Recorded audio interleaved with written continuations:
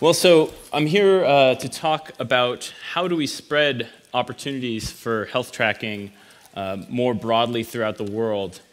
And I thought I would point out first that maybe we should look at the higher purpose of health tracking. I'm Sean, by the way. Hey.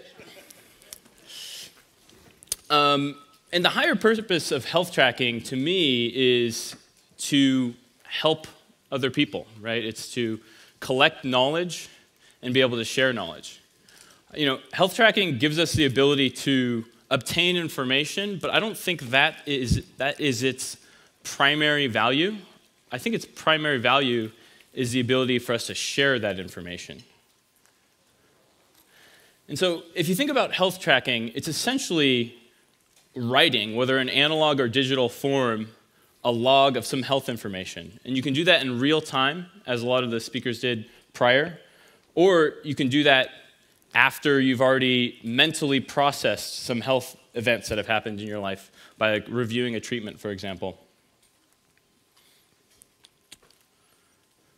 But I like to think of health tracking on your own as essentially being journaling, right? But the power of writing can be much more powerful if you can share it and spread it and do it en masse. And route information from your health tracking to the people that can benefit from it. So I have some personal experience that, that kind of informs some of these thoughts. So when I was 12 years old, as some of you guys know, was a healthy kid for a while, and then suddenly had gastrointestinal issues that stopped me dead in my tracks. And eventually I got diagnosed with Crohn's disease at the hospital. For the next several years, I went through a period of treatment experiments with my parents, doing alternative therapies, traditional therapies, you know, 6-MP, Rowassa, Pentasa, Asacol, you name it, and acupuncture, acupressure, meditation, yoga.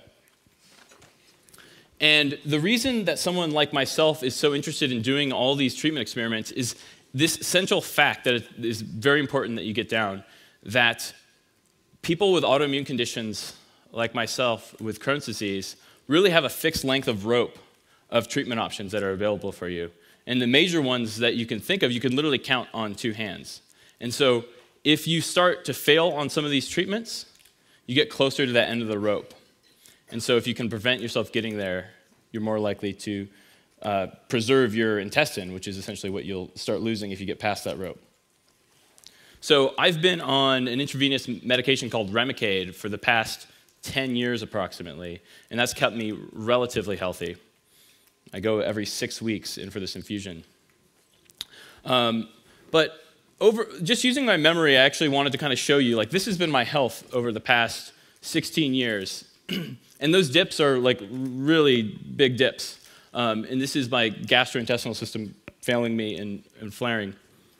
And I want to walk through some personal stories along this health trajectory that I went on. You know, each of these bumps and increases in my health is generally associated with a new intervention that I tried.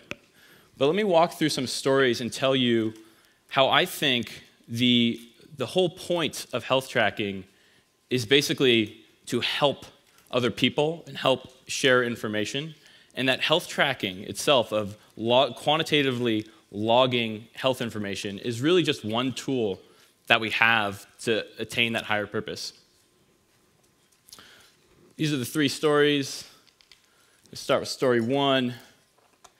And that is literally a garage experiment. My dad helped me figure out through some alternative information that some medication that is used to treat arthritic horses, known as DMSO, or dimethyl sulfoxide, could actually help reduce inflammation in humans. So while I was literally, just basically enslaved to the household due to my gastrointestinal function, we tried this thing called DMSO by rubbing it on my belly. And literally overnight, or like instantaneously, within a second, like my Crohn's was in remission for straight 3 days. So I went back to completely normal gastrointestinal function. And it didn't take me to quantify my health to do this. At this point, I didn't really even understand the concept of health tracking or know what it was. That effect was so instantaneous that I didn't need to quantify. Yet, it was very valuable information that I should be able to share with other people. Story number 2 goes back to college. I went through all the way up to my junior year of college really being like relatively disconnected from most patients that have my same condition. And then I saw this flyer on campus at UC Berkeley, and it advertised a documentary on people living with Crohn's disease and ulcerative colitis. So I showed up at this documentary. It was a very inspiring documentary. And then at the end of it, I looked around and I saw in the theater seats all surrounding me were dozens of other patients that have the same condition. And as soon as the theater curtains closed, we began a spark, a magical ignition of conversation and knowledge sharing. And from that point on, we continued to gather together every couple weeks in each other's houses to share information. And none of that information was stuff that we were pulling out charts or graphs or quantified information for. We were sharing, caches of that information in our head about treatments that we knew had worked and experiences that we knew to avoid or to embrace. Story number 3 goes to when I actually started self-quantifying. And the motivation is interesting, and I'll get to that in a second. So right after I had graduated college, I again had another flare of my condition, and I was absolutely desperate because I was getting towards the end of my rope. So this thing looked pretty attractive.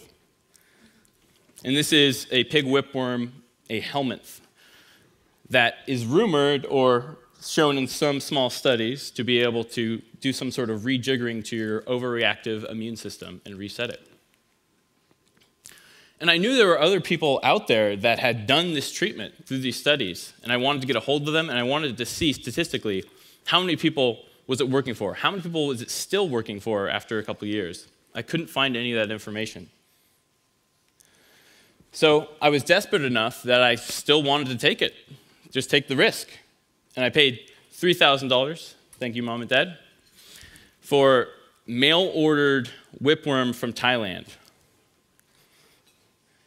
And I decided that because there was no sources of information from other patients that had taken this, that I was going to self-quantify my journey so I could share it with other people that wanted to try this after me. And I took it under a magnifying glass and checked it out, and there were whipworms in there. Whipworm eggs.